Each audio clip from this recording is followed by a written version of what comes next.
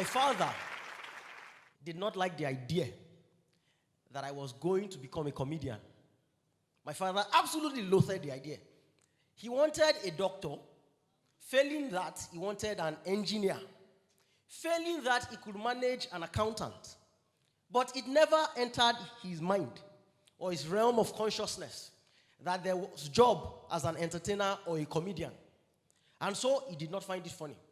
So it was that in the year 2001, when I was justifying his fears, because by 2001 I was justifying the fear he had about me being a comedian by having an extra year in the university. So it was like I said it. So in the year 2001, while I was busy reading for my extra year and becoming a comedian, my father walked out of his office. I was in his office that day in the reception area. He walked out of his office and brought a magazine. It was a foreign magazine. I cannot remember the name of the magazine. It was something about the Chartered Institute of maybe marketing or economists. Or my father belonged to all those kind of things. He was a successful guy. So he brought the magazine and he opened the page and he said, read that story. And I want my magazine back within the next 30 minutes. And then he turned around and walked back into his office. He didn't look back, which was a good thing. Because if he had looked back, he would have seen me doing all sorts of faces that would have gotten me killed. Anyway, so I read the story. And that story is one of the greatest gifts that my father ever gave me. It was the story of the chief executive officer of one of the biggest companies in the world at that time. Now, the man was being celebrated globally because he had come into this company that was floundering, this company that was failing, and in a short time, he had turned it around. So he was a global business superstar. And the cover story of that magazine was his story. And so he told the story. My father said to read the story, and so I read the story. The story was that as good as he had become in business, and as major as he had become in the business circles, he said that he could have missed it.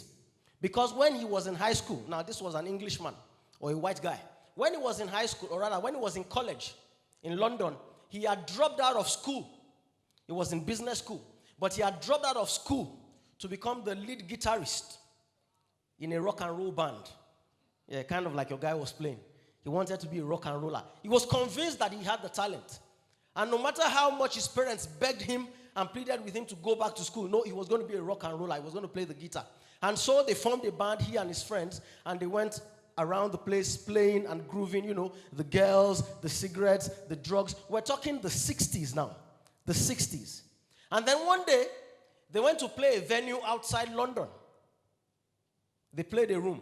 And they played from about 10 till about 1 or thereabout, if I remember. And when they finished, he and his friends decided to go out on the town, what you would call an after party these days. They went out on the town to groove. There were girls, there were groupies, there were hanger-ons, there was alcohol, there were drugs, there was cigarette. They were going from pub to pub, club to club, enjoying. And finally, they ended up at another concert, which was bigger than the concert that they had played. And another rock and roll band was playing that concert. Now, once they got outside, he said he could hear the music from outside the hall. He said the music was so heavy that it was virtually shifting the cars in the garage. He said, and so he expected, as usual, that when they entered the venue, they would see people jumping, dancing, you know, the way they would groove to a rock and roll concert. He said, however, when they entered, he was shocked because even though the band was on stage playing, everybody in the audience, and there were hundreds of them, they were all deathly silent. He said it was strange. When bands play, especially rock and rollers, people are shouting, they are jumping, they are grooving. He said, however, even though the band was playing, the people there were quiet. He said he had never seen anything like that. And he soon understood why. He said as they got closer to the stage, he noticed that the lead guitarist of that band was playing at that moment, and he had gone into a guitar solo. The guy was playing the exact same kind of guitar that he played in his band. So the guy was on stage just doing his own solo. He said it was the gift of that guy on the guitar, the talent of that guy on the guitar, the skill, the goodness, if I can say goodness. He said the sheer brilliance of that guy on the guitar. He said it was that factor, or it was that effect that caused everybody in that place to be silent. He said, whereas they might have been shouting before, he said when the guy started to play, everybody was silent in almost deferential respect. It was as if they were watching an angel play. He said that effect was generated because nobody, including he who played the same kind of guitar in his band, could believe that anybody could play an instrument that good. He said that it was as if they didn't know where man ended and guitar began. Man and guitar were one. But that wasn't even the best part. He said it got closer because, again, this guy was playing the exact kind of guitar that he played in his band. And then in that moment, it was as if he heard a voice in his ear. He said, in fact, it was so real that he turned around to see if anybody was speaking to him. He said the voice was so loud in his ear, in his consciousness, in his spirit. He said he heard in that moment that this guy plays the same exact guitar that you play in your band. But as long as this guy is playing, no matter how long you play for, no matter how many hours you practice, no matter how many years you practice, you will always be number two. The best you will ever be is number two. You will never be able to touch the soles of the shoes of that guy. That guy is number one. He has what you don't have. You're not playing on the same level. He said that that was the day that he started quitting the band. And eventually, he found his way back to school, where he now discovered where he could really shine. And years later, the world was now celebrating him. By the way, the name of the young guitar player that he was seeing in the 60s was a guy called Eric Clapton. Now, if you don't know who Eric Clapton is, Google Eric Clapton. No matter what magazine you're reading, or no matter what index is measuring, Eric Clapton, worldwide, comes in top 5 greatest guitar players of all time. Some put him as number 1, some put him as number 2, for some he's number 3, mostly he's number 2 or 3. That was Eric Clapton in the 60s. Now, as you can imagine, this was a great lesson. But it was annoyance that I had after reading the story. The way I was thinking as a 22-year-old was that my father was trying to tell me that I did not have what it took to become a comedian or to rise to the top of the industry. So I took the magazine, marched into his office, knocked the door, book, opened the door, and slammed the magazine down in front of him. Bah! What do you mean? Well, that was what I was doing in my mind. That's what I wanted to do. What I actually did was I knocked the door. He didn't answer. Then I knocked again. Then he said, And then I entered. And I said, thank you very much, sir. God bless you. And then I left. As you can imagine, I have drawn countless lessons from that story over the years. And I have used it to teach hundreds of people. But today, I'm going to use it to teach you another lesson. You see, as I struggled with my career over the years, because I struggled, that lesson always came back. That I had to find somewhere where I was king. For you see, I wasn't meant to be the king of the actors. Some of you are old enough to remember a movie called Diamond Ring. And even though I went to the top of the industry, who goes to the top of the industry in one movie? In one movie, I was at the top of the industry. But there was nowhere else to go. So I decided I was going to become a comedian. And even though I was celebrated, I knew in my spirit that I would never be the greatest comedian.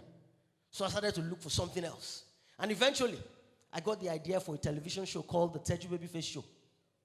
And as soon as we did the Teju Babyface Show in the year 2010, up until that time, even though I'd been doing comedy for 10 years, I'd never won a single individual award. I've been nominated countless times, but I'd never won one award. The moment the Teju Babyface Show debuted in 2010, all the awards started to come in. Do you know that the guy standing in front of you here won the City People Male Achiever of the Year in the year 2011? The guy standing here won the This Day Coolest TV Show 2012. Everybody agrees that Teju is the king of talk. I challenge you as you sit there, Google the words, the king of talk. I promise you that while you will see a few entries, I, Teju Babyface, dominate that name and that category. You cannot even call yourself the king of talk in Nigeria. Otherwise, they will take you to court because I own the copyright, the king of talk. I'm not the king of talk in Nigeria alone. I didn't say do Google Nigeria. I said just Google king of talk. I am king of talk globally. Now, what has this got to do with tongues and crescents? I will tell you. You see, conflict arising from the dichotomy and the divergence of views. I am Christian, you're Muslim. I am black, you're white. I am male, you're female. Conflict that arises from a divergence of personal views is a construct of small minds and local thinking. When smallness has you, that is when you talk like that. But when you are a king, you are called to dine at the table of kings. And when kings meet to deliberate on global issues, petty issues of tongues and crescents do not come up. So I will advise you today, first of all, you need to determine where you are king of and get there. For only there will you get an invitation to sit at the table with the big boys. And when you get to the table with the big boys, what you would have come through, what would have trained you to become king, will have rid you and taken from you all the petty nuances that you're going to come up with. When you deliberate at the highest level, when the real leaders and the kings meet, they are not talking tongues, they are not talking crescents. They are talking humanity. They are talking the issues that affect us. Now, just in case you did not get that, why must you be king? I'll tell you two things that the richest man and the great philosopher said. The richest man who ever lived, the great philosopher, King Solomon. First, he said, wisdom is better than money, but a poor man's wisdom is despised. When you're still operating under tongues and crescents, when you're either a Muslim or a Christian, or you're either black or you're either white, or you're either male or you're female, or you like this and you don't like that, you're still a small, you might have money, but your wisdom, you don't have wisdom. Your wisdom is despised. When you become a king, your wisdom is taken. King Solomon said again in that place, the brothers of a poor man despise him. How much more do his neighbors run away from him? When you become king, you rise to the point where people listen to you, for you have an opinion. And when you play on that level, you leave petty squabbles behind. I want to ask you just a few questions before I go. What is the faith of Bill Gates? Who can tell me with certainty? Bill Gates, what church does he attend? Redeem. Very good. Mark Zuckerberg? Mark Zuckerberg. CAC. Okay. Jeff Bezos. Celestial Church of Christ. Finally, Nelson Mandela. I leave you with just one question. My name is Teju Babyface Oyelakin. I am the king of talk. That's why I'm standing here. I'm not Nigeria's king of talk. I'm not Africa's king of talk. I'm the global king of talk. So I ask you a question. Where is your kingdom? And what are you king of? Thank you very much.